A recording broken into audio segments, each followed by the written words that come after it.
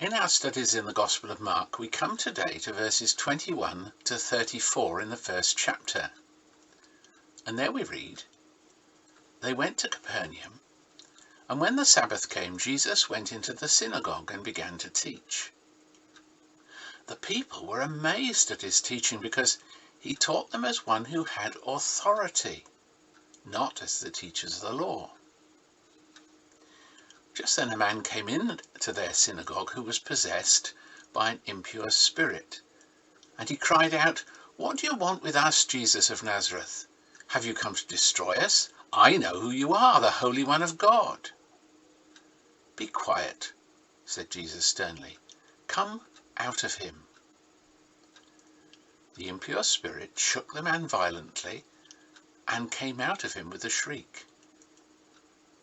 The people were also amazed that they asked each other, 'What is this? A new teaching and with authority, and he gives orders to impure spirits and they obey him.' News about him spread quickly over the whole region of Galilee.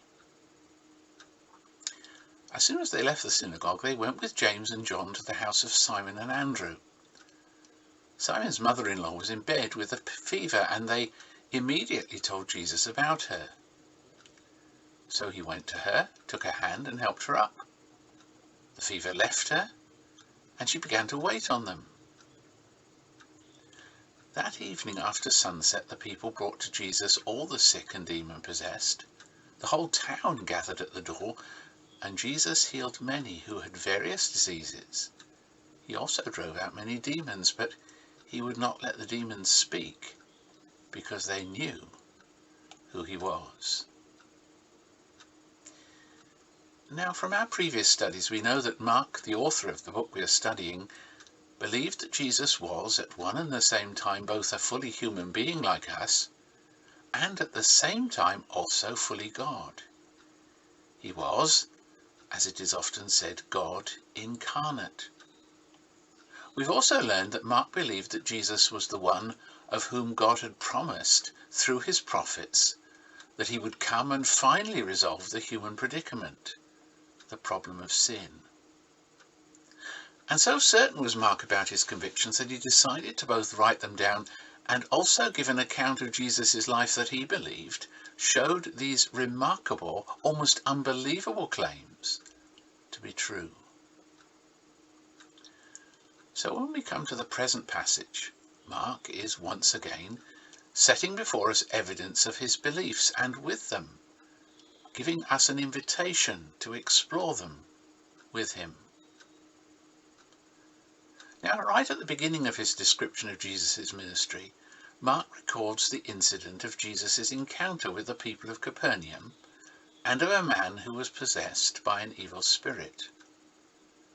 Clearly, Mark has done this because he wants us to grasp some very basic and important lessons about Jesus right from the start of the story he's telling. What then did Mark want us to understand? First of all, he notes that when people encountered Jesus' teaching for the first time, they recognized they'd been brought face to face with truth. When Jesus taught at Capernaum, the effect was dramatic. The people were stunned and awestruck. So much was this so that Mark mentions it twice, both in verses 22 and 27. And what struck his listeners was not the manner of Jesus' presentation. We do not see that he used any clever teaching techniques, nor does it appear that he raised his voice. No, what struck them was the authenticity of what he said. It rang staggeringly, self-authenticatingly true. One would have loved to have been a fly on the wall of the synagogue in Capernaum. Yet we do have the written records of Jesus' ministry. And Mark clearly believes that if only we have eyes to see and ears to hear his words, they ought to have the same impact on us. Even today, people who are not really interested in Jesus still seem to find something authentic and true in his words. And if no person ever spoke like this person, we ought surely to give him a hearing. But if no one ever spoke as Jesus did, nor did they perform such mighty acts as might corroborate their testimony. And so Mark rapidly passes on to two incidents that occurred just as Jesus was beginning to start out on his ministry. In the passage we studied last time, we were told that Jesus won his standoff with the prince of the powers of darkness, who seeks to rule over our world. It comes as no real surprise then, as soon as he commenced teaching, those in whom spiritual darkness prevailed also fought against Jesus, but with a similar lack of success. However, this passage also teaches us something about the way in which evil encounters truth, and what it does to seek to avoid it. And this seems to be the point of verses 23 and 24. Faced with the truth in the person of Jesus, the demon understood very well the significance of the event. It inevitably would lead to his own doom. Yet evil is never ready to easily release its grip. Mark understood this, and so he wants us to notice the tactics this demon employs, since, so he believes, they are typical of the way in which evil all too often manipulates us and seeks to evade the truth and draw us away from the truth. We notice then that this demon begins with ridicule. The demon knew only too well who Jesus was, but he merely refers to him as Jesus of Nazareth. It's as though the demon says, "Son of God, are you? Well, let me tell you, as far as I'm concerned, you're a mere man from a small and insignificant village." I think Mark holds the view that this is the way that many people try to explain away Jesus, without realizing that they are siding with God's arch enemy when they do so. Mark is of the view that any attempt to reduce Jesus to anything other than God incarnate is to welcome darkness in the face of light. Jesus' words and his actions, so Mark implies, simply will not allow the truth about Jesus to be evaded, not when the full story is told. But this demon used two other strategies to minimize Jesus. The first was that he sought to limit Jesus' authority. What do you want with us carries the thought, what common ground exists between our two areas of rule? In other words, the demon seeks to argue that there are areas of life and existence that are outside of Jesus' authority, and that therefore the demons ought to be left alone to work within their own sphere. At the same time, this demon exaggerates his power. He refers to us, as though saying, "You, Jesus, are merely one against a powerful army. What chance do you have of winning against us?" I think that Mark believes that this first incident in Jesus' ministry suggests to us that wherever it is present, evil cajoles, brags and boasts and lies when faced with the truth about Jesus. I believe, too, he intends us to ask ourselves, what may stop us from facing up to the reality of who Jesus is and the authority by which he speaks? However, we notice that when Jesus encounters evil, he destroys it.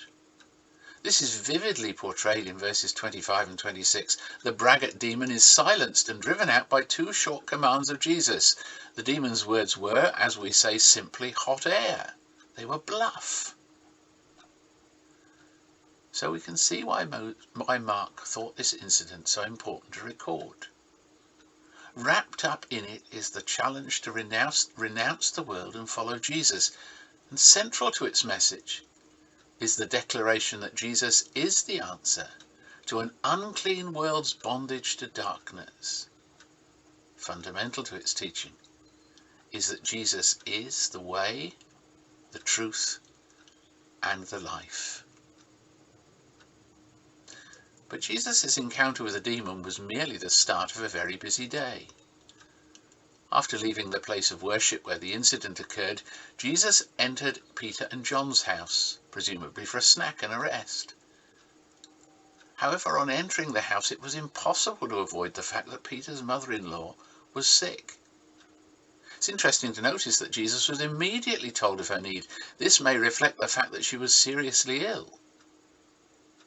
But although we're not aware that Jesus had performed any miracles before except the one that had just been witnessed, the disciples seem to have been emboldened by it to ask for his help. And as verses 29 to 31 tell us, Jesus showed the same effortless sovereignty over a severely sick woman as he had over the demon. With a minimum of fuss, this woman is raised to full health without any need to convalesce. Now, as we've already seen in our earlier studies, the Bible teaches that sickness and death are the universal result of humanity's bondage to sin. But here Jesus is revealed as the power over the effects of sin. In this way, Jesus' ability to deal with humankind's bondage to sin and its consequences is eloquently stated. In two short stories, Mark illustrates the fact that Jesus was both able to overcome the powers that have dominated our world since sin entered it, and that the consequences of our predicament, sickness and death, bow before his sovereign rule. No wonder Mark believes that Jesus is good news. However, before we conclude this study, I want you to look with me at the last few sentences. Can I remind you of what they say? That evening, Mark tells us, after sunset, the people brought to Jesus all the sick and demon-possessed. The whole town gathered at the door, and Jesus healed many who had various diseases. He also drove out many demons, but he would not let the demons speak, because they knew who he was. I think it's obvious that Mark tells us this story because he does not want us to think that the events he's just described were one-offs, and both unrepeated and unrepeatable. That same evening, many who were sick and many who were demon-possessed came, or were brought to Jesus, and every single one of them was healed or delivered.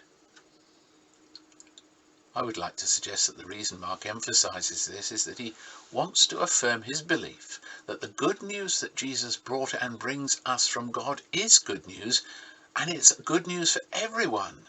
Yes, everyone. The other incidents might indeed have been thought of as one-offs.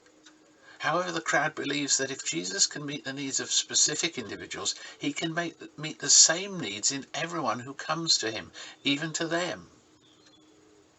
And their hopes were not disappointed. With the same authority as shown in the earlier incidents, Jesus heals many possessed and sick. So the point of this is not lost on Mark, and he's anxious that we should grasp it too. Jesus is ready and willing to meet the deepest needs of all those who come to him, and he can do so because he is God incarnate. Very simply then, Mark unfolds the good news to each one of us. The good news is simply this: in the world of bondage to dark powers, sin and death, Jesus is God's answer. For he destroys the power of Satan and his hosts with a mere word, and brings life to all who seek his help. We too should, I think, by now have grasped what Mark wants us to understand, and to see that his extraordinary claims about Jesus do nevertheless begin to add up. He'll continue to offer us every encouragement to reach the same life-changing conclusion in the chapters that follow. Mark commenced his book with the words, "The beginning of the good news about Jesus, the Messiah, the Son of God." And we're still at the beginning. But Mark has already provided us with evidence to back up his claims, and will, as we've already noticed, continue to do so. The challenge for each one of us is that we be ready to open our hearts and our minds to the extraordinary story he tells. If we do, we might just discover the claims he makes are true, and that Jesus' claims on us as our sovereign God call us too to submit to him. Yet, In such submission, we will, with millions today and in centuries past, discover the path back to God, the God from whom we are estranged, and know life from the dead and freedom from the bondage to those dark and alien forces who have up to this point kept us in thrall.